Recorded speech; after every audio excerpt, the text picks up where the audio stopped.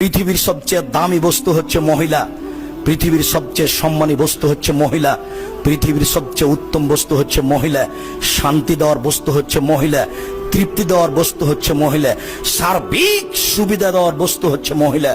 মহিলাই সারাদিন রান্না বান্না করার পরে কারেন্ট না থাকলে আপনাকে বাতাস পাখাতে এক হাতে বাতাস করে আর এক হাতে খাদ্য পানি আপনার মুখে তুলে দেয়। এই হলো মহিলা। মহিলাকে আপনি চিনেন, মাথায় গোবর আছে, এই জন্য আপনি তাকে চাকরি করতে পাঠিয়েছেন। ও চাকরি করতে যাবে কেন?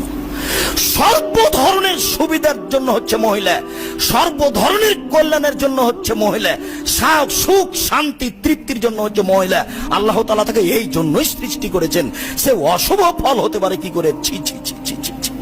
মানুষের আচরণ, মানুষের চরিত্র, মানুষের জ্ঞান গরিমা নিচে নামতে নামতে এত খারাপ হয়ে গেছে, অশুভ কাজটাকে নিয়ে চলে গেছে মহিলাদের কাছে। অশুভ ফল গ্রহণ করা হারাম, কাবিরা গুনাহ।